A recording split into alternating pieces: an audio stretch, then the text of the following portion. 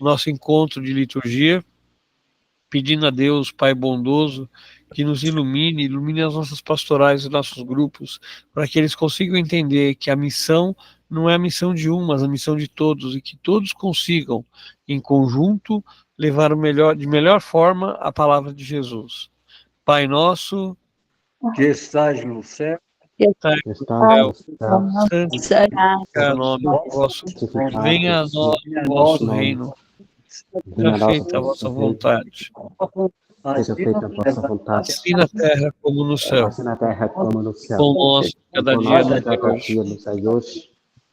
Perdoai as nossas ofensas, Perdoai as nossas assim como nós perdoamos a quem nos assim como nós perdoamos a quem nos tem ofendido. não Não nos nos deixe deixeis cair cair em tentação, mas livrai-nos do mal.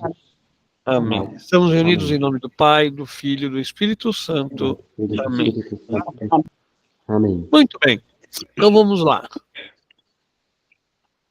Tomamos então a leitura do próximo domingo, dia 14, né? E eu não tenho poder, eu faço a leitura pela Bíblia. pela Bíblia. Beleza. Não. Tá joia. Não, se tiver alguém que faça, aí tudo bem. Pode fazer a primeira? Pode fazer? Leitura da profecia de Amós. Naqueles dias, disse Amazias, sacerdote de Betel, a Amós: vidente, saia onde possa ganhar teu pão e exercer a profecia. Mas em Betel não deverás insistir em profetizar, porque aí fica o santuário do rei e a corte do rei. Respondeu Amós a Amazias, dizendo: não sou profeta, nem sou filho de profeta. Sou pastor de gado e cultivo sicômoros. O Senhor chamou-me quando eu tangia o rebanho. E o Senhor me disse: vai profetizar para Israel minha palavra do Senhor. Graças a Deus. Graças a Deus. Carta de São Paulo aos Efésios. Bendito sejas e Pai de nosso Senhor Jesus Cristo. Ele nos abençoou com toda a bênção espiritual no céu em Cristo. Ele nos escolheu em Cristo antes de criar o mundo para que sejamos santos e sem defeito diante dele no amor. Ele nos predestinou para sermos seus filhos adotivos por meio de Jesus Cristo, conforme a benevolência de sua vontade, para o louvor da sua glória e da graça que ele derramou abundantemente sobre nós, por meio do seu Filho querido. Por meio do sangue de Cristo é que fomos libertos, e nele nossas faltas foram perdoadas, conforme a riqueza de sua graça. Deus derramou sobre nós essa graça, abrindo-nos para toda a sabedoria e inteligência. Ele nos fez conhecer o mistério da sua vontade, a livre decisão que havia tomado outrora de levar a história à sua plenitude, reunindo o universo inteiro, tanto as coisas celestes como as terrestres, sob uma só cabeça, Cristo. Em Cristo, recebemos nossa parte na herança, conforme o projeto daquele que tudo conduz segundo a sua vontade. Fomos predestinados a ser o louvor da sua glória. Nós que já antes esperávamos em Cristo. Em Cristo também vocês ouviram a palavra da verdade, o evangelho que os salva. Em Cristo ainda vocês acreditaram e foram marcados com o selo do Espírito prometido, o Espírito Santo, que é a garantia da nossa herança enquanto esperamos a completa libertação do povo que Deus adquiriu para o louvor da sua palavra do Senhor. Graças a Deus. Graças a Deus. Proclamação do Evangelho de Nosso Senhor Jesus Cristo, segundo Marcos. Glória a vós, Senhor. Naquele tempo, Jesus chamou os 12 e começou a enviá-los 2:2, dando-lhes o poder sobre os espíritos impuros. Recomendou-lhes que não levassem nada para o caminho, a não ser um cajado, nem o pão, nem sacola, nem dinheiro na cintura. Mandou que andassem de sandálias e que não levassem 2 túnicas. E Jesus disse ainda: quando entrardes numa casa, ficai ali até a vossa partida. E se em algum lugar não vos receberem, nem quiserem vos escutar, quando sairdes, sacudi a poeira dos pés, como testemunho contra eles.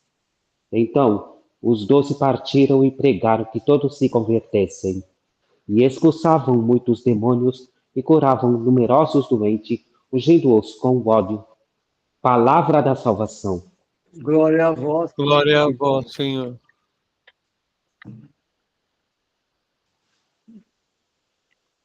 Muito bem. O que a gente pode tirar aí da primeira leitura?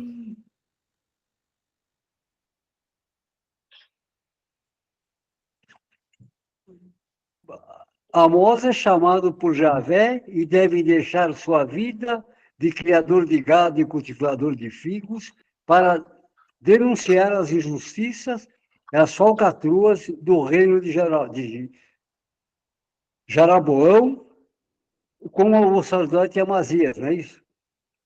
Uhum. Então, aceitaram suas críticas e se julgaram imunes aos julgamentos de Javé por se considerarem o povo escolhido. Amós alerta o rei e o sacerdote sobre o castigo que se anuncia no exílio da Babilônia. E séculos depois, são expulsos pelo Reino do Norte. Ele previa, né? Ele não era um profeta, ele era um agricultor. Mas ele não recusou o chamado, né? Ele aceitou a missão. Então, a Lourdes aqui também está comentando que essa leitura ela é bastante parecida com a leitura da semana passada. Né? Eu não lembro se a semana passada era Amós também. Não era Amós, não era Ezequiel. Ezequiel. Semana passada era Ezequiel. No início, Deus chama o profeta de criatura humana. Isso mostra que a nossa insignificância ainda Tá, mas vamos pegar tentar descobrir aqui nessa leitura os pontos chaves. Tem pelo menos 2 pontos de interesse aí. Eu não sabia o que era sicômoro. A Lourdes já tinha pesquisado, eu me fui pesquisar. É uma árvore que dá um figo de segunda qualidade, né? Não é uma figueira, mas é da mesma família. É um figo que é comestível, mas é um figo de segunda qualidade. E produz látex, como as seringueiras. Mas isso aí é uma outra história. Vamos pegar o que vocês têm assim de chave nessa leitura. Quais são os pontos mais importantes dessa leitura? A Lúdia levantou um aqui, que ele não é profeta. Qual é o sentido de profeta nesse texto aqui? Porque o sacerdote Amazias, sacerdote de Betel, chega para Amós e fala: vidente, sai e procura refúgio. Ele fala: não sou profeta. Qual que é o sentido de profecia e por quê? E por que o Amazias pede para ele se afastar dessa área? Porque ele incomoda. Ele vai contra as falcatruas, né? O enriquecimento. É um povo que abandonou os princípios cristãos. Cristãos não. Cristãos não. Precisa do freio aí, seu Zé. Os cristãos. São 9 séculos antes de Cristo, mais ou menos. 8 séculos. 8 séculos, os costumes judaicos, né? É 830 antes de Cristo, 870 antes de Cristo. 780 antes de Cristo. Então, você está colocando que eles se afastaram. Mas ainda assim, por que esse profeta incomodava tanto o sacerdote de Betel?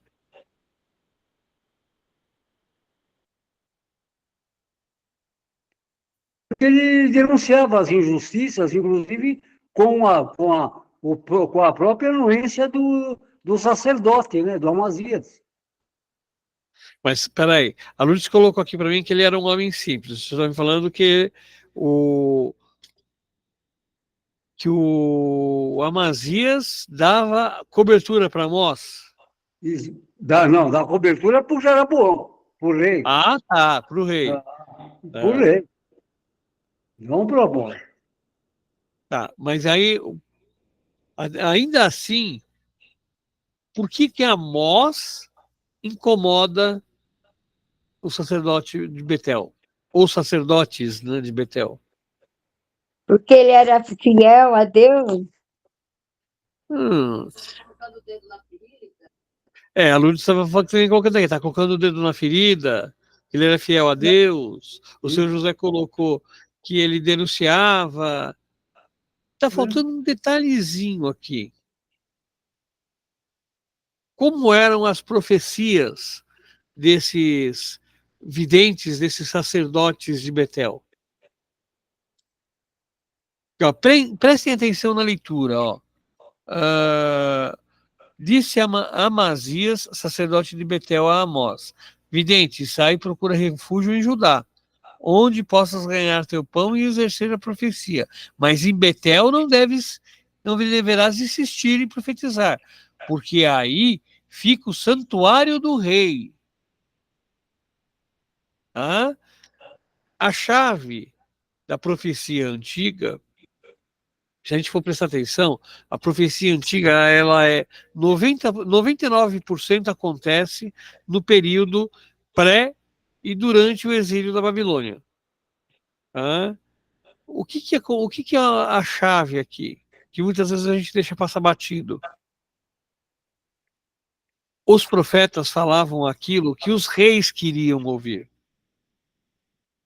Os videntes. Esses profetas do rei, esses profetas do reinado, esses profetas da corte, eles estavam lá para dar ao rei, muitas vezes, falsas esperanças. Diferente desses profetas, entre aspas, profetas do rei, que profetizavam em nome do rei, Amós, Jeremias, Malaquias, Zacarias, fala o nome de outros profetas que eu estou esquecendo, gente. Ezequiel, né? Eles falam em nome de Javé. Então eles não falam a favor do rei, mas falam a favor aquilo que Deus quer que o povo ouça. Então esse é o grande conflito quando você fala da profecia antiga com os líderes religiosos. E é o mesmo conflito que nós vamos ter lá quando Jesus vai nascer. O que o rei Herodes quer fazer? Matar Jesus enquanto menino, para evitar que ele se torne um profeta de Javé. Lógico, ele não vai conseguir, mas esse era o intuito dele. A mesma coisa, esses profetas e videntes, eles buscavam atender às necessidades do rei. Eles eram funcionários do rei. Eles não iam falar algo que o rei não desejasse ouvir. Eles iam falar aquilo que o rei queria escutar. E nessa situação de falar aquilo que o rei deseja escutar, eles iam hipervalorizar o rei. Se a gente voltar e pensar na profecia mais antiga, ou no primeiro relato profético, não em tempo, mas em conto, que nós vamos ter, o primeiro relato profético, assim, voltado à realeza, é as profecias de José, no Egito. Ele profetiza em nome de Javé, interpretando os sonhos do faraó. Só que ele não deixa o faraó acomodado. ele mostra o fato. Só que o faraó, iluminado por Javé, consegue entender essa mensagem. Na maior parte das vezes, os sacerdotes, você ganhava a confiança do rei puxando o saco dele. Então a ideia desses caras qual que era? Eu vou falar, vamos usar o Padre Anísio como exemplo, tá? Ele não está mesmo na reunião, então ele não vai ficar sabendo. Mas qual a forma que eu tenho de me aproximar? Muitas vezes puxando o saco dele, fazendo aquilo ou mostrando para ele aquilo que ele quer ouvir e não aquilo que ele precisa ouvir. Tá? Então, quando a gente fala aquilo que o Padre Anísio, e o Padre Anísio é um exemplo típico disso, por isso que eu estou usando ele. Quando você fala algo que ele não concorda, ele vai brigar com você. Ele vai discutir com você. Ele vai defender a posição dele. Se ele perceber, se você provar e ele perceber que ele está errado, ele volta, vem te pedir desculpas e fala, não, eu realmente, você está certo, eu estava errado. Tá? Mas, muitas vezes ele está certo, e quantas vezes a gente vê as pessoas não voltarem para falar o senhor estava certo? Tá? Então são coisas que a gente tem que estar também revendo no nosso dia a dia. Errar, todos nós erramos. Errar faz parte da nossa condição de ser humano. Tá? Mas nós devemos tomar um certo cuidado, uma certa. Como é que eu vou colocar aqui? Uma certa reserva. Tá? Então, eu errei, tá, beleza. Se eu estou colocando uma ideia, estou colocando uma proposta, estou colocando algo.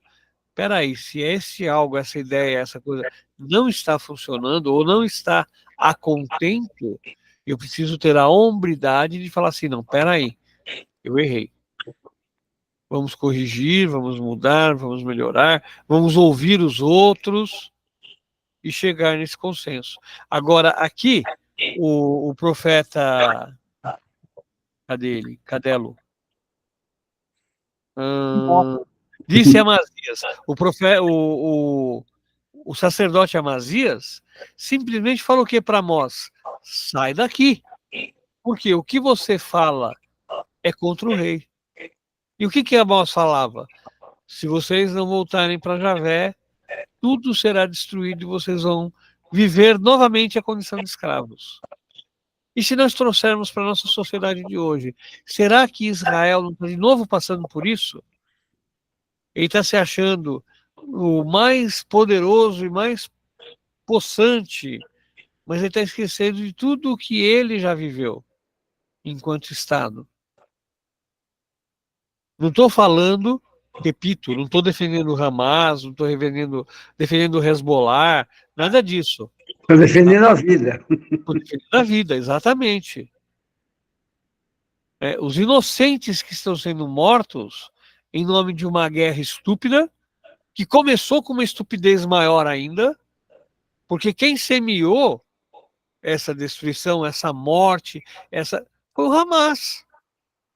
O Hamas invadiu, atirou, matou, o pessoal estava numa festa, celebrando vida. Eles foram lá e mataram. E qual que era o objetivo deles? Matar o maior número possível de israelenses. O que eles queriam de volta? Um aplaudir? Fogos de artifício? Lógico que não. Eles estavam semeando uma guerra. Colheram uma guerra. Agora, entre eu responder a uma guerra, como o que acontece aqui, e perder a mão da guerra, é uma fração de segundo. Tá? A justiça e a destruição estão numa linha muito tênue. Tá? Então, o erro e o acerto passa por uma linha muito fininha, um fio da navalha, um escorregão, e a gente corta.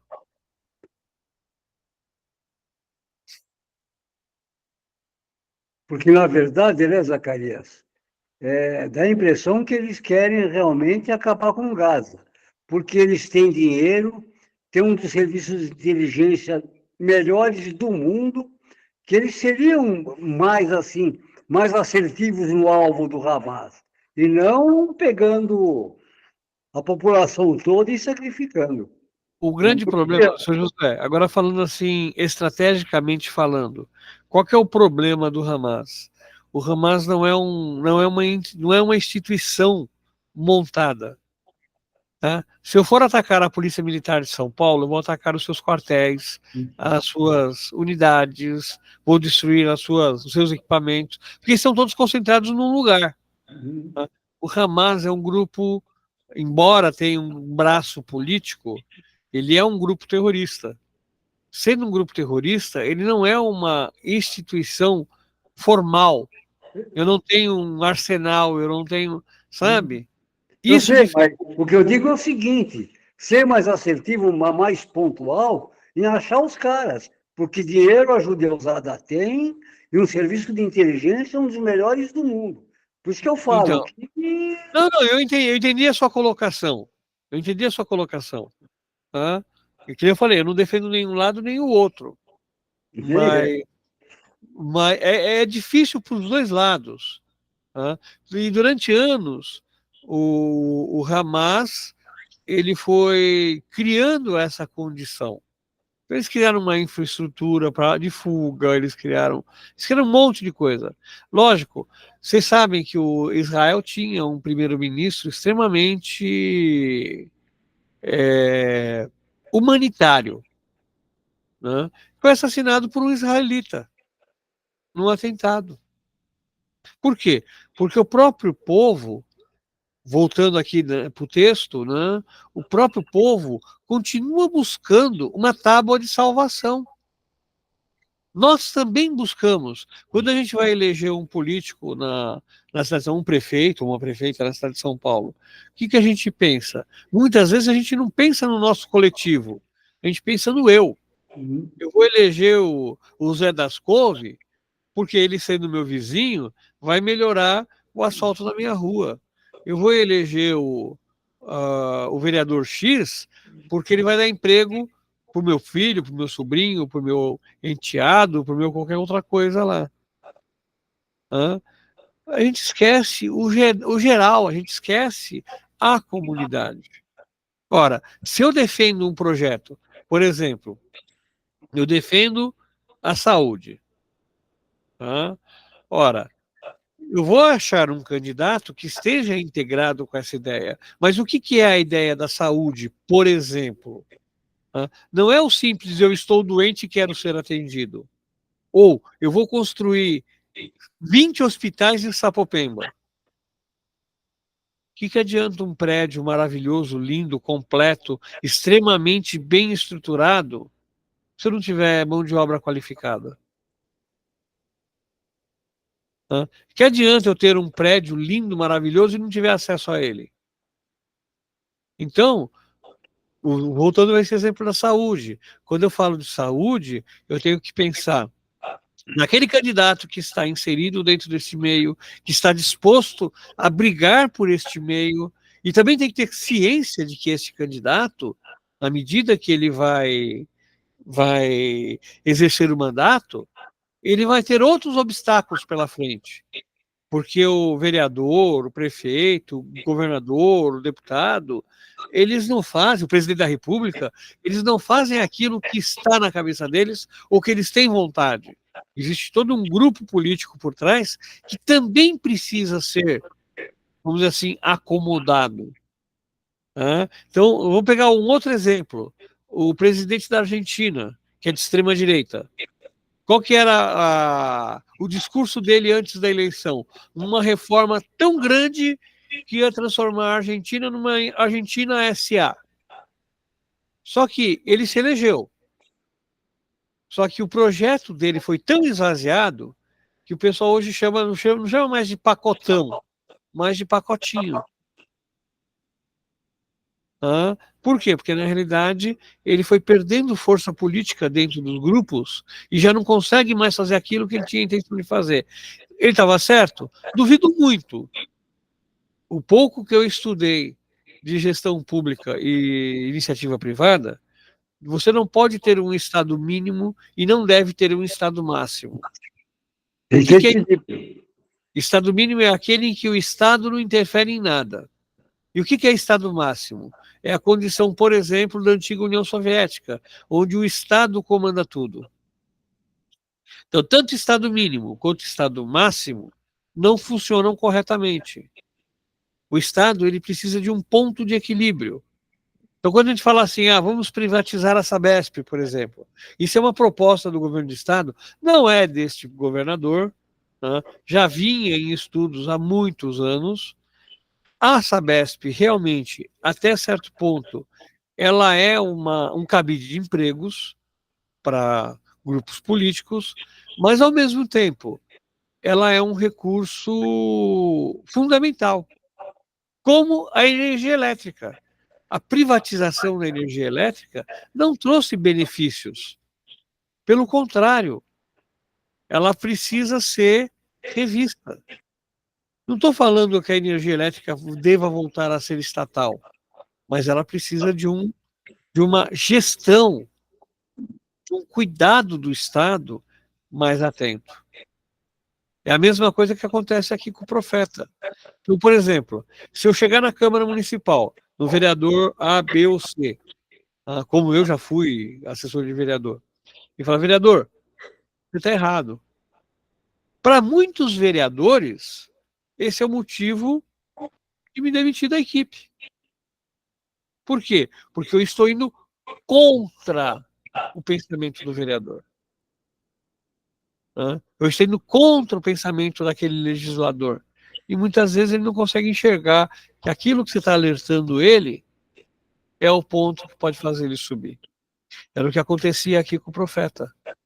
Estes profetas do rei, eles estavam exclusivamente preocupados com a valorização do próprio, ignorando a própria sociedade. A sociedade que se vire, o povo que se lasque. O importante é o rei estar de boa. Só que não existe rei de boa. Quando o rei está achando que está por cima, mas o povo está por baixo, o povo vai fazer algo que vai acabar derrubando o rei. Isso a gente vai ver na França no século XVIII, na queda da Bastilha. Vocês sabem o que era a Bastilha, né, ou não? Que agora se comemora a queda da Bastilha na França. A Bastilha era um presídio vazio. Não tinha ninguém preso lá dentro. Só que uma fake news falava que lá dentro estavam presos políticos e que eles estavam armados até os dentes. E outra coisa, guardavam lá também mantimentos e comida para o exército. Isso é lenda. A Lourdes perguntou se não era lá que ficava o Homem da Máscara de Ferro, mas o Homem da Máscara de Ferro, ele na realidade é só um livro. Não existem assim, nenhuma prova de que realmente existiu.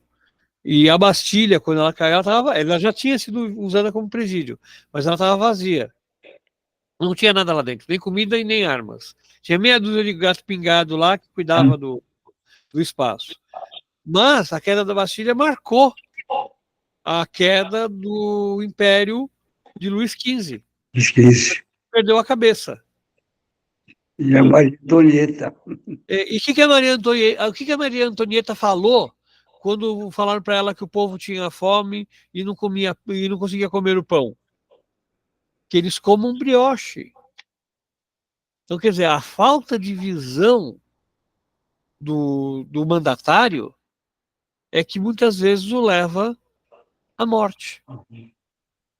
Então, Maria Antonieta, Luís XV, nosso próprio ex-presidente Jair Bolsonaro, falou tanta besteira que ele caiu pela própria besteira. Muita gente ainda defende ideias do Bolsonaro, mas espera aí, para pensar. O Trump, nesse último debate que teve nos Estados Unidos, ele foi dado como vencedor no debate, porque o Biden estava ruim, né? Ele falou que ele estava muito cansado, estava gripado, e não conseguia atinar as ideias.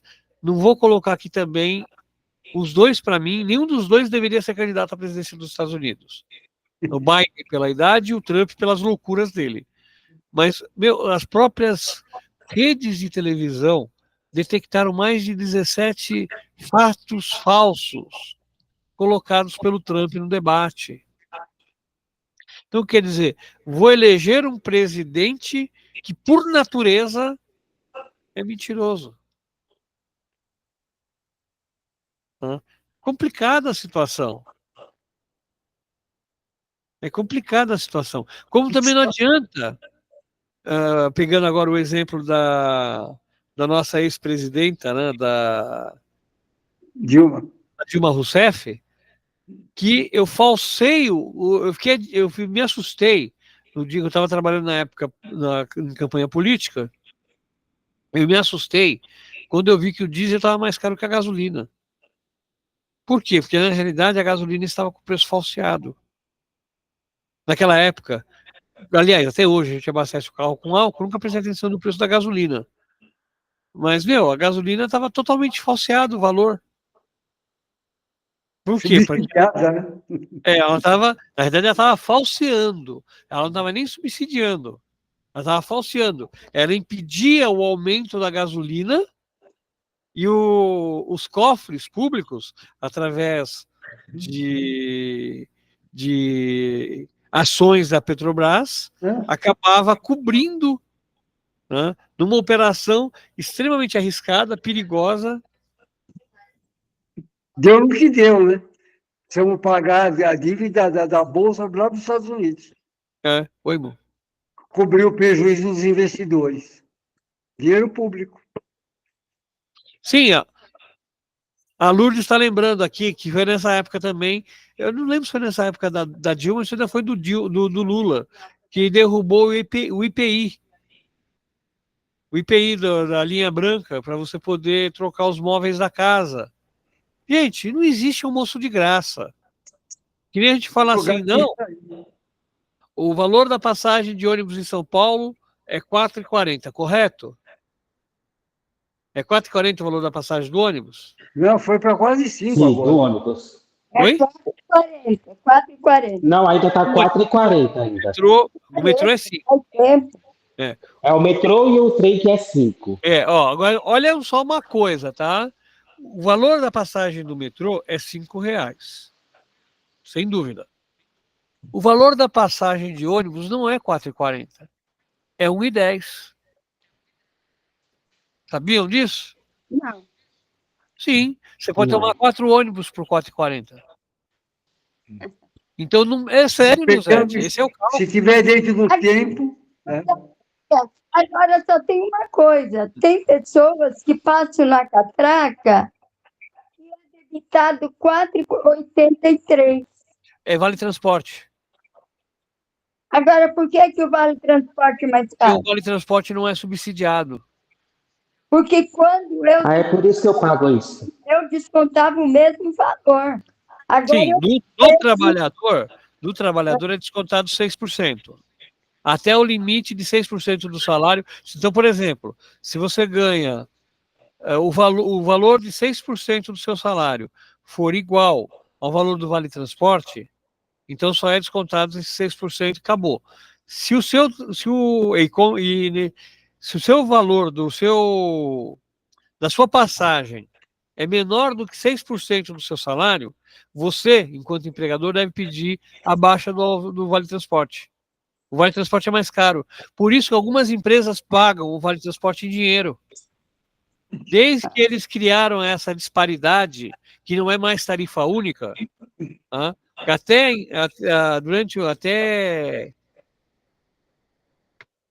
acho que era o Dória, não, antes do Dória ainda, prefeito de São Paulo, no tempo da Marta,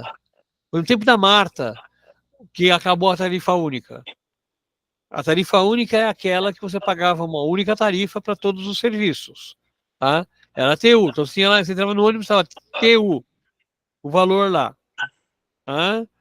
A partir da Marta, a tarifa única desapareceu.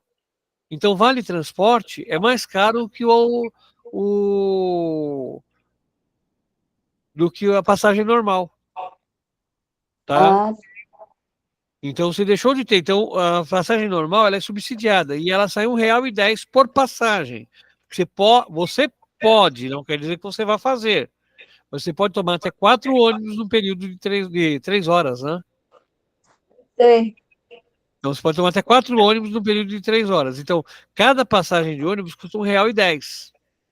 Só que toda essa diferença entre custo da tarifa e arrecadação é pago pelos outros. Então, a gratuidade, o seu José, por exemplo, ele não paga ônibus, certo? Nem ônibus, nem metrô. A condução que o senhor José toma, que ele não paga, quem paga? Sou eu, Marquinhos, a Lourdes. Todos nós que tomamos o ônibus. Porque a empresa vai receber R$1,10 cada vez que o senhor José passar na catraca. Hã? Entenderam como funciona? Não tem nada grátis. Não existe almoço grátis. Não. Escuta, e o domingo? Sai também desse. Por isso que você tem que passar o bilhete ou validar a passagem quando você vai passar no ônibus, porque as empresas vão receber. A ideia da Prefeitura de São Paulo com o domingo grátis é extinguir o pagamento de passagem. Só que quando ela fizer isso, ela vai pegar recursos de outra fonte para colocar no transporte. Num primeiro momento, o que aconteceu com a tarifa zero? Um monte de gente saía no domingo para passear. Já normalizou. O mesmo número de passageiros que você tinha no domingo antes, quando você cobrava, é mais ou menos o número de passageiros que você tem hoje no ônibus. Mas o pessoal reclama, porque dizem que não adianta ser gratuito e não ter ônibus circulando, demora demais. Tinha antes também. Não, mas pelo menos é o que eu vejo o pessoal falando. De que adianta ser gratuito e não ter ônibus? Mas, Nilzete, o período de demora do ônibus de domingo sempre foi maior. E de sábado também. As folgas de cobrador e motorista. Mas agora dizem que é maior, parece que eles... É a mesma coisa, Nilzete. Você pode pegar pelas planilhas que ficam nos pontos de ônibus e comparar com as antigas que estão na SP Trans, você vai ver que é a mesma coisa. O problema é, a gente sempre reclama de alguma coisa. É meio aquilo que o profeta Amazias reclama com Amós. Conhece aquela história do menino que ganhou, os dois irmãos, um ganhou um burro e o outro ganhou um balde cheio de esterco? Não conheço. O que ganhou o burro, ele era pessimista, e o que ganhou o balde cheio de esterco era otimista. Então, o que ganhou o balde com esterco estava todo feliz, porque com aquele esterco ele ia fertilizar a horta e produzir alimentos. E o outro que ganhou o burro estava preocupado que ele ia subir no burro e cair e se machucar. É mais ou menos assim que a cabeça da gente funciona. A gente sempre olha o lado ruim. Sabe, porque a Cris sempre reclama, ela fala assim, Nil, de que adianta ser gratuita? Ela falou, eu não consigo. Ela falou, onde eu moro não tem ônibus de domingo, é a pior coisa que existe. Então, mas às vezes já não existia antes. Só que agora ela começou a reparar. Eu conheço vários lugares, várias linhas de ônibus que não funcionavam e não funcionam de domingo. Tipo, o Tamanduateí não funciona no final de semana. Claro que não. Ele é uma linha complementar, ele não funciona nem no sábado. Então, final de semana, sábado, domingo, não tem. Mas não sei se você sabe, mas o 4110, né, que é o tamanho do ATI, ele tem vários finais. 10, 31, 51, 21. Cada um deles sai de um ponto diferente. Não, aquele é mercado. Tem o mercado que sai de São Mateus, vai a Vila Prudente, 5110. Tem um que sai ali do Mascarenha e tem outro que sai do Planalto. São 4. Sim, então é esse que eu estou falando, do mercado. 5110. E esse que outro que você está falando, qual que é? É o 5110, 41, que vai para o Tamanduateí. Ele é só uma linha. Aí os outros é 24, 22, 23, um é então, até... Nilzete, eles são ônibus para desafogar a linha. Sim, um vai até a Vila Prudente só e os outros 3 vai para o Dom Pedro. Isso. Então, eles são linhas de desafogamento, são linhas usadas para você aliviar. Meio do É o carrossel. Mas é assim, eles nunca funcionam de sábado, gratuito ou não. Nem de sábado, nem de domingo. Gratuito ou não. Eles não funcionam. Não, isso daí eu sei. Então, igual a eles, tem várias outras linhas assim também. Só que a gente costuma olhar, eu repito, a exemplo do profeta, do profeta Amazias, do sumo sacerdote Amazias. Né? A gente olha a coisa só por um lado. A gente tem que olhar o quadro como um todo. Muitas vezes, eu mesmo costumo sair de final de semana, de domingo principalmente, esse domingo mesmo. Eu saí com a Maria, mas nós não fomos nem de ônibus, fomos direto de metrô, porque para onde a gente ia, o ônibus não era vantajoso. Não, eu aqui, para onde eu vou, eu pego o monotrilho. Pelo menos eu vou na Vila Prudente, lá eu vou para onde eu quero, porque daqui lá é rapidinho. Então, mas aí é aquela coisa, a gente tem que começar a olhar com um diferencial. Quebrar esse olhar de Amazias aqui que a gente tem, parar de olhar achando que somente o meu olhar é o que está correto, e olhar o olhar de todos. Não sei se vocês já tiveram a oportunidade de assistir aquele filme Deu a Louca na Chapeuzinho. É um desenho, é uma crônica, né? Uma crítica a Chapeuzinho Vermelho, onde o herói do filme, na realidade, é o lobo. Né? Então é Chapeuzinho, o lobo, a avó, tem uma série de circunstâncias que envolvem. E tem um detetive, que é um sapo, que ele costuma falar assim: se uma árvore cai na floresta, eu vou ter 3 histórias. A da árvore que caiu, a minha que estou vendo, e do outro animal que viu também. Então, quer dizer, cada um vai ter uma visão diferente. É a mesma coisa que acontece aqui. Enquanto ele está focado no eu tenho que valorizar o rei, Amós está preocupado com alertar o povo. Né? E, lógico, quem vai para o exílio? Não é o povão, é a corte. Né? Quem vai. E acabou indo, né? Quem sofre com os erros da comunidade? É quem está sentado no banco lá da comunidade? Não, somos nós que somos lideranças. Podemos vestir essa mesma carapuça. Né? Um erro nosso, ou um pecado nosso, vamos chamar assim, vai trazer um prejuízo para a comunidade, mas quem vai acabar pagando, entre aspas, por esse erro? Somos nós mesmos.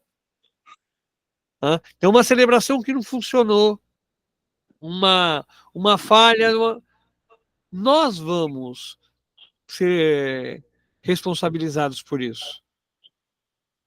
Tá?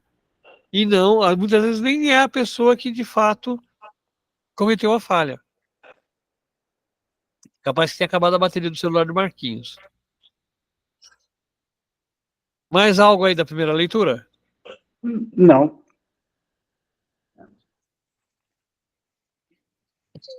A Lourdes já falei demais da primeira, imagina a segunda.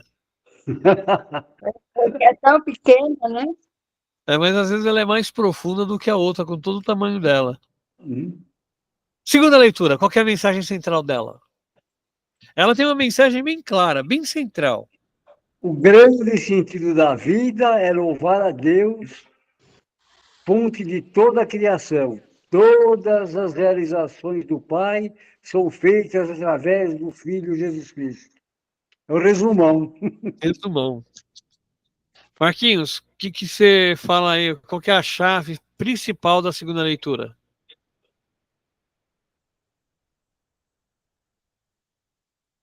Só não esquece de abrir o microfone para falar, tá?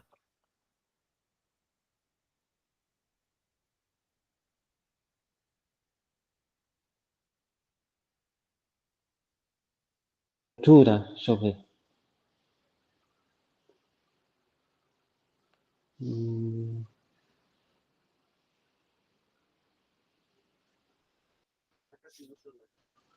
Você tá ligando para ele, tá escutando a vibração.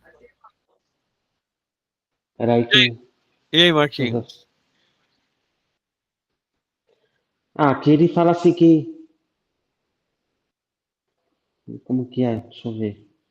Nós somos marcados pelo selo, né? Do Espírito Santo, né? Aham. A partir a partir do momento quando eu me refiro assim ao batismo, ali fica, nosso fica marcado para sempre, certo? Então, então quer dizer que não, homem, humano algum não pode tirar essa marca, certo? Porque a partir do momento, né?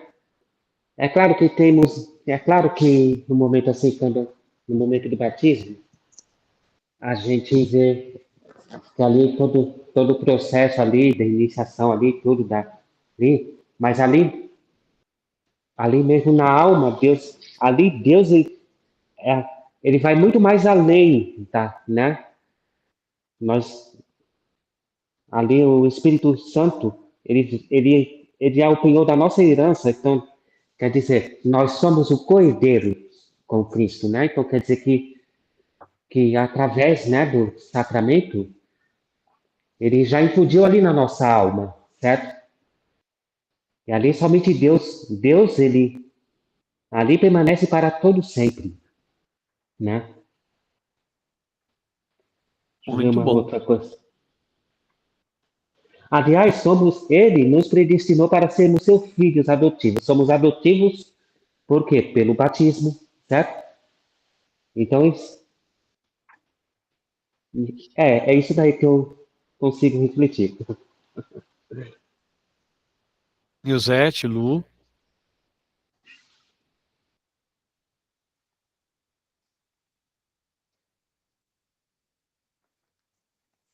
Como que é? Ah, Zacarias, eu leio e não consigo falar. Como não? Você está falando, eu estou te ouvindo? Oxi, o que eu quero falar não consigo, não vai sair. Se ele nos predestinou a sermos filhos adotivos, então nós estamos aqui para cumprir essa missão. E nós somos marcados pelo Espírito Santo, porque, como que é? Ele já nos abençoou antes da criação do mundo, antes da fundação. Nós já viemos marcados e predestinados a ser seus filhos. Então, nossa missão aqui é desde antes de tudo começar. Amor?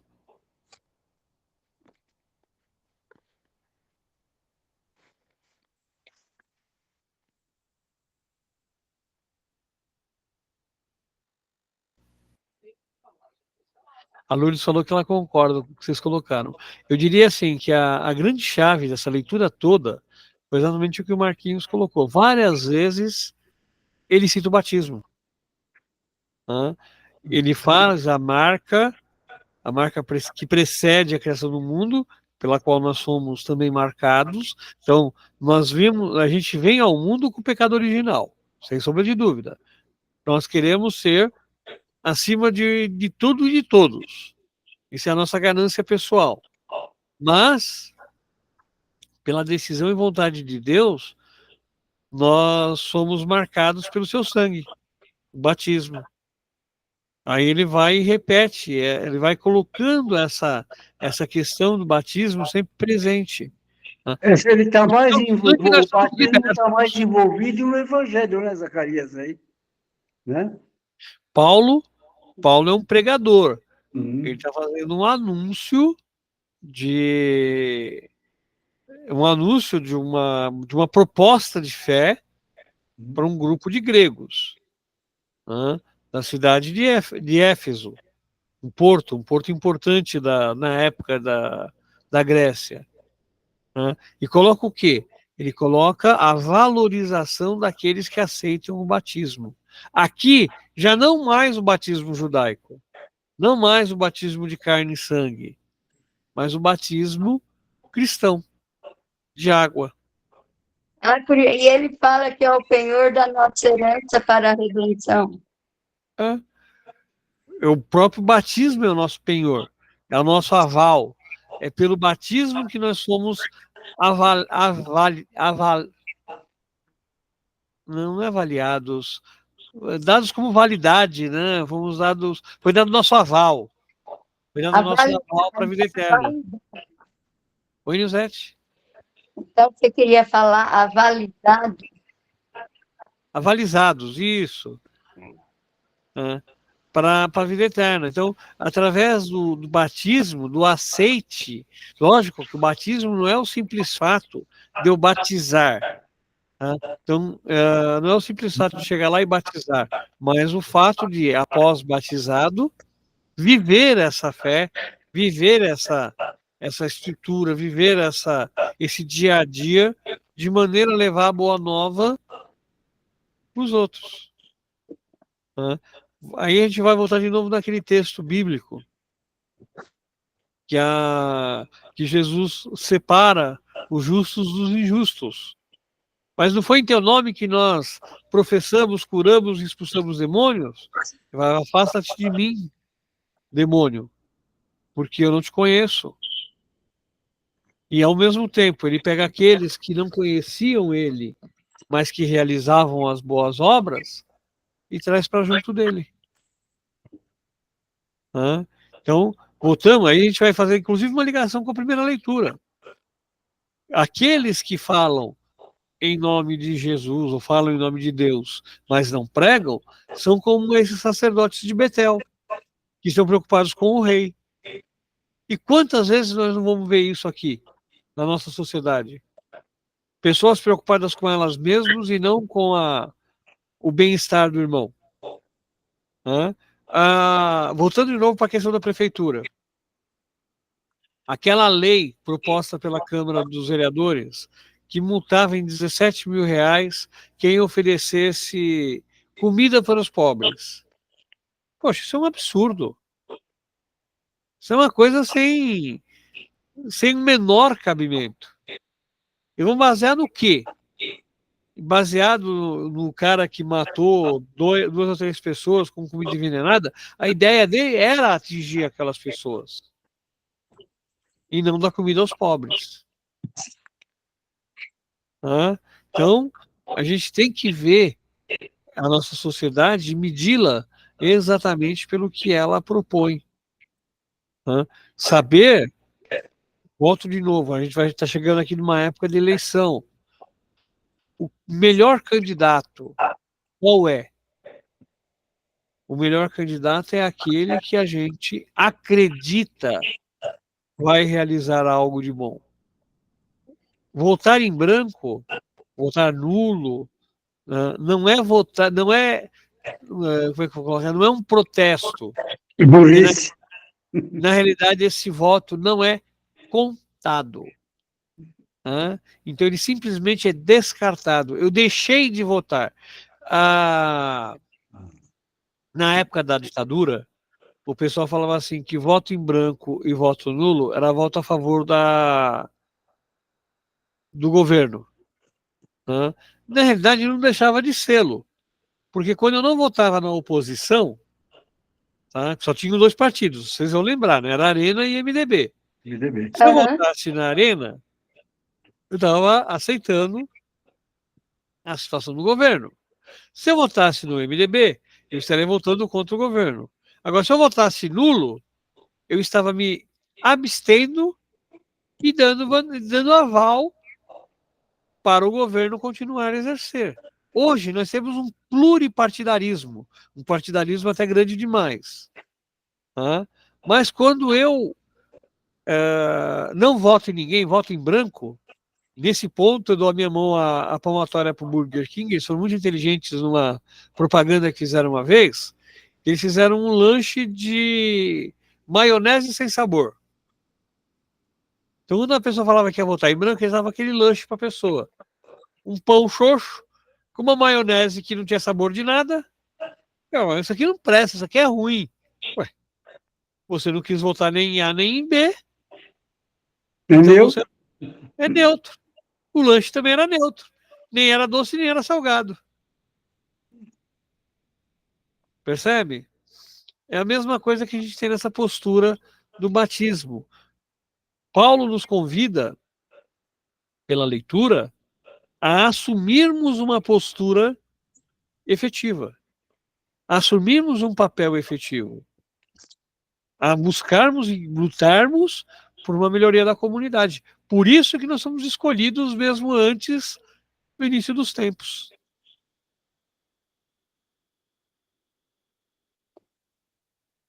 Tá Como pensando? aquela bendita sala ali da paróquia. Ah, Obriga, luta para foram e passaram nas 3 salas. Diz que é minha, assim eu sou. José, cortou Eu falo tudo, que repete. mas você não chegou. vai. Cortou tudo, Nilzete, repete de novo.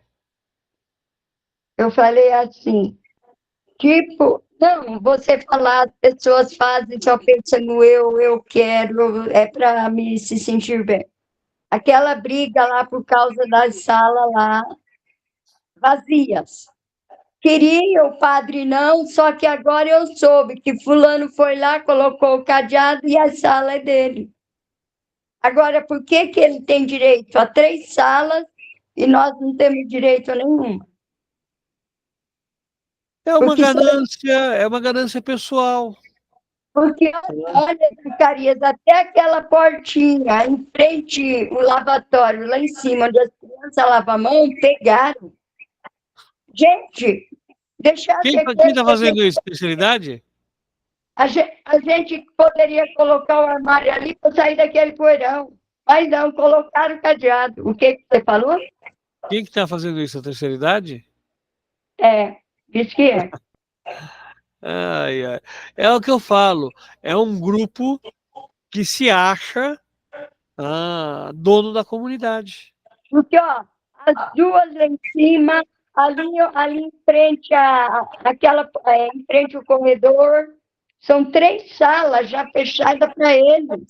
E tem lá embaixo o almoxerifado. Por que tudo isso? Para não fazerem nada. Eu fico revoltada, né? Mas É complicado. Eles criam uma situação onde a própria comunidade, vai chegar uma hora que a própria comunidade vai se rebelar contra eles. porque, olha, o apostolado jogaram lá para cima para fazer o bazar. A Celina tem 85 anos. Subir todos aqueles degraus, sábado e domingo para fazer o bazar dela, é uma judiação. Não, e você vê, o próprio grupo da terceira idade devia ter consciência disso, porque 90% do apostolado está na terceira idade, Pois é. sabe? Mas não, é um tal do eu, e eu sei quem é que faz esse tipo de coisa, mas infelizmente a gente. Mas não, Né, é melhor a gente calar a boca para. faz parte da vivência em comunidade. Mas não esquenta não, porque provavelmente o ano que vem começa a construção das salas lá em cima. Ah, é? É. É que Aí vai Será ter que vai sala, começar mesmo? vai ter sala pra caramba, pra ninguém encher o saco. Será? Aí É eles ficam com as daquele lado 3 lá salas da lá igreja? aí eles ficam Lá com as 3 daqueles. salas lá e não torra mais os aí, pratos. aí eles não vão querer, eles vão querer as novas. O padre até pensou em fazer uma sala acessível.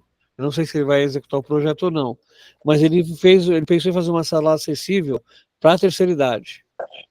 Ele iria concentrar tudo lá embaixo na sala acessível. E em cima ficaria voltando para outras atividades. Essa sala acessível que você está falando ali, é perto ali, encostado ali da igreja ali, a nave ali? Tem a Aquele do nave lado ali? onde era a nave antiga. Onde é a antiga que eu estava falando? A estrutura metálica. A estrutura metálica. Aquela estrutura metálica que está ali, é o que eu estou falando. Vai começar a executar mesmo a partir do ano Vai. que vem? Provavelmente ainda esse ano vai começar a fechar. Vai fechar pano a pano, porque a gente não tem tempo. Meu Deus. Uhum. Então vai ter que ser feito pedaço por pedaço. Tá? Mas a ideia é dar início, mas já com um projeto. Então, mesmo sendo construída em módulo, ela vai ser construída pedaço por pedaço, modulada, de maneira que a gente possa trabalhar com todas as coisas sem ter que fazer para depois quebrar. Tá? O maior problema é esse. Por exemplo, até o ano passado, se fazia instalação elétrica para festa todo ano. Acabava a festa, os fios ficavam expostos, o pessoal ia lá e roubava. Agora não tem mais essa, está tudo ligado, está tudo dentro de eletroduto. Então, para roubar agora é muito mais difícil. Então, foi gasto com eletroduto, foi gasto com fiação, mas foi tudo embutido. Então, o cara vai ter que desparafusar, tirar, remover. Isso vai chamar atenção e vai ter que chamar a polícia. O cara querer roubar o fio, eu sinto ele vai levar o choque, o azar é dele. Né? Essa é uma outra possibilidade. Oi, irmão. Sim. Inclusive eles parafusaram até no chão parte da estrutura das barracas. O que eu acho que nesse caso foi um exagero e um erro, porque você deve pensar na coisa fixa e não na coisa móvel. A móvel você tem que desmontar e guardar, até mesmo para preservar ela. Mas é uma coisa que a gente vai ter que estudar com o tempo. Vamos tocar nosso negócio aqui, a liturgia. Passemos então mais alguma coisa na segunda leitura? Não. Evangelho. O que a gente pode falar do Evangelho? Então, na primeira leitura, a gente viu a questão da profecia, daquele que fala em nome de. Na segunda leitura, a questão do batismo. E na terceira leitura, do Evangelho, o que a gente tem aí de importante?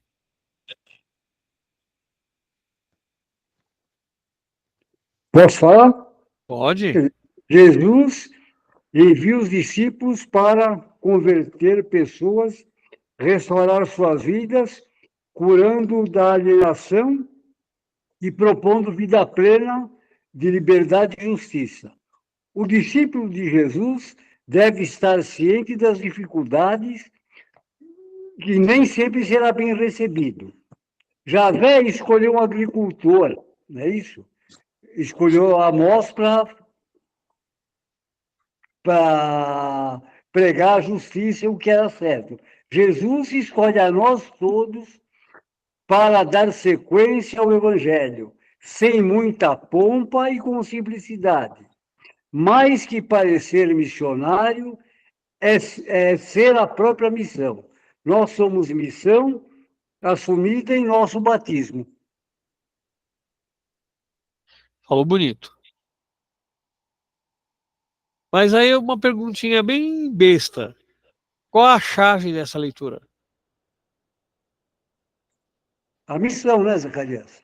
A missão. É a missão. Muito bem. Por que de 2 em 2? Qual que é a importância dessa colocação de 2 em 2, 2 a 2? Porque só um não basta, né? É um estímulo também, né, Zacarias? Um estímulo. Um apoia o outro. Isso. O que mais? Quando um faltar, o outro pode atender. Eu estou repetindo o que a Lourdes está falando, que ela está com o microfone fechado, que está na microfonia. O que mais que a gente tem?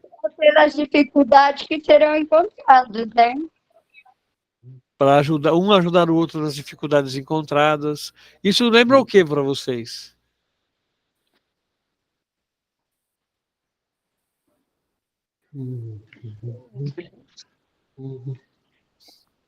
Na primeira foi profecia, na segunda foi batismo. E essa terceira? Não entendi. Então, mas a missão, pregação, conversão, o que mais? Testemunho. Ele também saía para curar também, para curar. Né? Aqui a gente vai ter uma interpretação de época, né? Expulsar muitos demônios e curava números doentes. Vocês têm que pensar assim, nessa época, eles imaginavam que todas as doenças eram causadas por demônios. Tá? Então, o expulsar demônios e o curar doentes é algo que eles consideravam como parte de um exorcismo que eles realizavam em nome de Jesus. Às vezes, né, Zacarias, eu penso que também ele colocavam nesse balaio aí os problemas, às vezes, pessoais da pessoa, as dificuldades, eram tidas como possessão demoníaca, né? Tudo, qualquer coisa que Depressão, Exatamente. toque, era tudo considerado como possessão demoníaca. Exatamente. E olha, isso ficou durante muito tempo, viu? Até o século XVIII, século XIX, você ainda tinha o esquizofrênico, por exemplo, ele era considerado como um possuído pelo mal.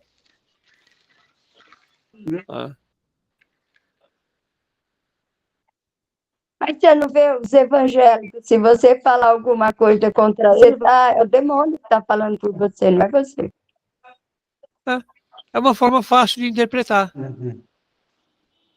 Vamos simplificar para facilitar, quer dizer, eu não preciso pensar, alguém já me dá a ideia pronta. Pensar dói, pensar é complicado.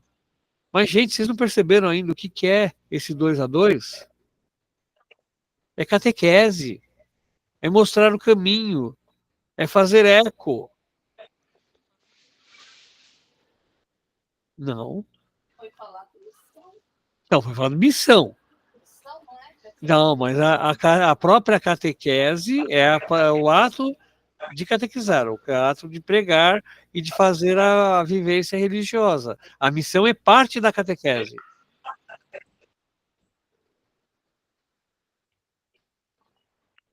Sim, a missão do catequista. É um dos itens. Então, esse texto ele é catequético.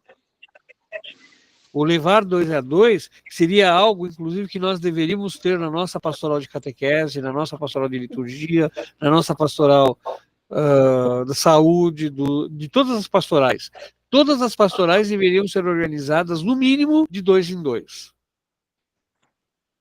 Para fortalecer, para ajudar na missão, para fazer tudo. Fala, José. Você viu que o padre Benedito postou lá para a formação para Por batismo. Os catequistas de batismo.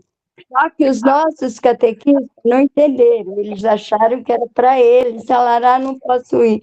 Eles não entendem que a pastoral do batismo também são catequistas. Ainda falava, catequista de pais e padrinhos. Então, mas, Lisete, eu, por exemplo, eu vi o anúncio, eu já tinha compromisso, ele colocou, além dele ter colocado em cima da hora... Não, mas não estou falando que você, estou falando, elas não entenderam. Não, sim, eu sei, eu entendi o que você ia colocar, mas nada impede que um catequista de primeira Eucaristia participasse de uma formação sobre batismo. É interessante, porque ele passa a ter um olhar diferenciado. Sim, é interessante, mas se elas não participam nem da própria iniciação... Aí é chovendo molhado. Eu acho assim, primeiro você cuida do seu e depois você pode agregar os outros. Mas não deixar o seu e não pegar aquele que não te pertence. Então, eu acho assim, todo conhecimento ele é bem-vindo. Né? O que você deve saber é o que fazer com esse conhecimento. Não, sim, tanto que tem a formação para o catequista, para a turma de adulto. A turma de adulto, eu não fui no primeiro porque teve CPP, foi no mesmo dia. Mas o mês que vem, eu vou. Então, quando eu acho interessante, eu vou. Não é porque eu vou exercer, mas pelo menos, se precisar, eu saberei como fazer. Entendi. Então, agora não adianta nada também, é uma falha da comunidade, é uma falha nossa, não adianta nada também eu ficar, eu respondo uma mensagem para dizer que eu não vou. Se eu não vou, eu já não preciso responder a mensagem. Eu não respondo. vou responder. sabe? Se eu não vou, eu não preciso responder a mensagem. Ela está pressupondo que eu não estarei. Agora, eu vou responder só para falar que eu não vou? Pois é. Uma coisa meio vazia, né? Lógico, se na reunião os catequistas não aparecem, Zacarias, eu não sei o que está acontecendo. Aí, Nilzete, nós somos em mais de 30 leitores. Tem 5. Isso porque a Lourdes está de férias na escola, não tem HTPC. Pois é, e nós somos, acho que, em 23 catequistas. Quantos aparecem? Sempre os mesmos 5 ou 6. Pois é. Aí depois Sabe? ficam perguntando, né? A gente fica numa situação complicada. Só Aí, que aí. você preparou a pauta? Não, né? Para Não, colocar ainda lá? não. Ainda não tive tempo. Ah, tá, não a pauta. É a ata, sou A doida. pauta é pré-reunião, a ata é pós-reunião. É ata. Eu sempre falo assim, Zacarias. Então, mas aí a gente volta de novo naquela questão do sumo sacerdote Amazias. Tá? Nós estamos preocupados com o rei e não com a vontade de Deus. Eu estou preocupado comigo mesmo. Tá? Agora, se eu tenho que nem a Lourdes me baliza na catequese, então ela me ajuda a me manter numa linha, uma ideia, uma construção. O ideal, né, isso eu aprendi com a Lu, o ideal é que você tivesse sempre alguém junto com você na catequese. Na liturgia a gente nem precisa falar, né? Porque o mínimo são 2 leitores. Então não tem jeito. Um vai fazer a oração dos fiéis, outro vai fazer a leitura quando é de semana. Ou de sábado e domingo são 3 leitores. Então, quer dizer, a gente já está nessa questão do leitor e já está meio que organizado. Agora, lógico, nós precisamos ter uma pastoral litúrgica mais bem organizada para evitar problemas. Domingo, só estava eu e a Vera, né? A Bruna ia e depois ela ia no lugar da Isabel. Aí depois ela me ligou, falou que não poderia ir, que tinha pegado uma gripe. Eu falei, tudo bem, não tem problema. E chegou a Rosângela, eu vi ela, nem me toquei. Começou a missa, terminou a missa, eu fiz a leitura, fiz a oração de fiéis. Aí depois a Rosângela veio e falou, nossa, por que você não me chamou? Eu estava aqui.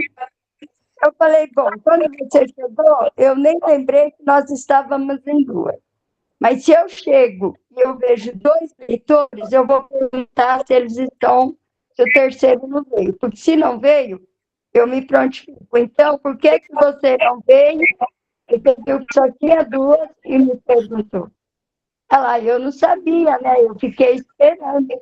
Eu olhava para ver se você me chamava. Eu falei, depois que eu subo, eu não chamo ninguém, não. Não, é uma coisa que a gente precisa aprender. Olhar na fila, só tem 2 leitores, e é uma missa de domingo, já tomar essa iniciativa. Muitas vezes também é falta de iniciativa da própria pessoa. Mas isso daí. Eu falei para ela, porque se eu chego lá, Zacarias, só tem 2 pessoas, é lógico. Mas, viu, Nilzete, isso daí é uma questão social. Isso é da pessoa, que a pessoa ainda não perdeu. Ela precisa entender que ela pode ter essa iniciativa. Ela não precisa. Eu falei para ela, você chegou, viu? Tinha 2. Você poderia falar, olha, Nilzete, só estou em 2, vou te ajudar. Zacarias, eu, sinceramente, eu nem lembrei que a gente só estava em 2. Já aconteceu de eu chegar com a Lourdes numa missa, que era acho que da equipe 4, e não tem ninguém. Eles têm esquecido. Como já aconteceu também da gente esquecer. A celebração, e aí nessa da coisa a gente substituiu a equipe. Olha, mas acontece. Todo tempo eu sei que eu esqueci de uma missa às 7 horas da manhã. E só fui perceber quando eu cheguei para dar catequese que eu vi as meninas lá. Falei, nossa, a missa era nossa hoje. Aí elas perguntaram, Zé, você está bem? Eu falei, estava ótimo. Eu esqueci do horário, né? Esqueci que a missa era nossa. Normal. Você ia falar alguma coisa, São José? Não, Ah, tá. acho que foi o Marquinhos. Ah, diga, Marquinhos. Não, houve vezes que já aconteceu assim, algum dos grupos assim de vocês, quando aconteceu de ter alguma falta, uma vez, faz alguns meses já isso daí. A Cleide, ela estava sozinha, ela não tinha ninguém para ajudar ela, sabe? Aí, isso foi na missa das 10, eu não sei qual desses que foi. Eu sei que que eu sempre vou, que eu sempre, todo domingo estou sempre aí, né? Aí a Cleide me chamou, Marquinhos, por favor, você pode me ajudar tudo, porque eu estou sem ninguém para fazer a leitura, né? Aí, aí a gente foi, e eu fui, me prontifiquei a Não. ajudar, né? Que aconteceu, Ai, que sempre acontece isso daí, né? no dia da missa dos meninos, o Marquinhos estava lá. Aí a Ana Rosa não foi. Quando eu saí para pegar o Marquinhos, tinha sumido. Perguntei pro Rodolfo, não, pro Zé. Mas é Pedro, o Marquinhos não estava aqui nesse momento, ele estava, mas sumiu. Eu falei, pronto, falei, foi eu. Aí encontrei a Vanessa, coloquei ela, Vanessa catequista, coloquei ela para ler, no lugar da Ana Rosa. Tá, mas esses grupos que são de jovens, que são as meninas, os mirins e os catequizandos, são os grupos que correm o maior risco. Por isso que eu falo que tem que ter sempre pelo menos uma equipe de leitores ou alguns leitores de prontidão. Não, porque quando eu vejo alguém lá, aí peguei a Vanessa. Ela não é leitora, mas falei, vai você. Não tem tu, vai tu mesmo. Uhum. Lógico, eu já pôr o Marquinhos, ele sumiu. Não, mas na realidade, gente, esse grupo de leitores, ele é mais especializado porque vocês sabem mexer no lecionário, vocês sabem achar a celebração, né? Às vezes a gente se confunde um pouquinho, mas sabe onde estão os livros, né? Agora a gente também tem os cerimoniários, mas fazer a leitura é algo mais simples. Não que seja o ideal, não é. O ideal é quem vai fazer a leitura ter um mínimo de conhecimento dessa leitura. De preferência, já ter realizado ela algumas vezes, para não se confundir nos. Cadê a palavra aqui? Nos sicômoros da vida. E aí, Zacarias, no domingo, a Bruna ia fazer a oração dos fiéis, né? E eu tinha ido para Santos, cheguei em casa, tomei banho e fui para a igreja. Aí fiz a oração. O padre Anísio espera a última, só que não deu tempo de eu fazer a oração. Aí ele deu uma olhadinha, encerrou. Depois eu falei para ele. Aí ele falou, não, fica tranquilo. Ele falou assim, eu exijo no segundo e terceiro. Aí depois vi que você largou a oração lá. Eu falei, se eu tivesse visto, eu teria feito. Mas não. Ele falou onde estava. Eu falei, estava embaixo do ambão, padre, mas eu não vi, não. Eu vi depois. A Lúcia falou que ela deixou as 2 folhas lá no domingo passado. Então, mas eu não vi, Zacarias. Eu fiz a segunda leitura, e daí fui fazer a oração dos fiéis. Quando terminou a missa, que eu vi que estava lá a folha. Ele cobra segundo e terceiro domingo porque é dizimista e quilo. Isso. Aí ele falou, se fosse o segundo domingo e você não tivesse feito, eu faria. Ele falou, eu falei, não, mas o Zacarias orienta a gente, então a gente faz. Mas não deu tempo. Ele, não, tá tudo certo. Mais alguma coisa, meu povo? São Não, 10 horas, Da minha tá muito parte- calor. Não, Lourdes, no domingo às 10, é você, a mim. Eu devo substituir a Meire no domingo. Ah, então vai o Zaca? É. Zaca. Quem faz o quê? Eu faço oração. O senhor que sabe. O que o senhor quer fazer? Faço as leituras. Depois, na próxima, eu faço a oração dos fiéis. Pode ser. Então, Eu acho que a tudo nossa próxima vai ser numa quinta-feira. bem. Isso. Aí, gente, você quer fazer na quinta, eu faço amanhã, como é que você acha? Senhor José, tanto faz. Eu faço no domingo eu faço a oração dos fiéis, então. O senhor faz a oração dos fiéis, tá? Eu vejo o Calores aqui, quem faz a curta e a longa. Tá ok. Tá bom? Que aí eu dispenso a Meire, porque a Meire me substituiu. A Meire não, na verdade, quem me substituiu foi o Elson. Mas eu dou folga para a Meire também e falo, fica tranquila, que eu substituo você na missa das 10. Eu vou estar aqui. No terceiro domingo eu não vou estar. Tá ok. Vou estar só na missa das 18. Não, mas acho que no terceiro domingo nós estamos de folga. Tá bom? Correto. Mais alguma coisa, meu povo? Só. Não. Da minha parte, não. Então, ó, só uma dica. Vamos começar a procurar achar ou tentar descobrir de cada leitura, pelo menos aquilo que eu falava para vocês. O centro, qual que é o miolo dessas leituras? Para a gente conseguir começar a desenrolar cada vez mais. Quer dizer, hoje o Marquinhos tirou de boa, puxou bem, a Nilzete também, a Lourdes também. Então, para a gente começar a conseguir interiorizar mais essas leituras, tá bom? Falou. Então vamos fazer a nossa oração final, pedindo à Virgem Maria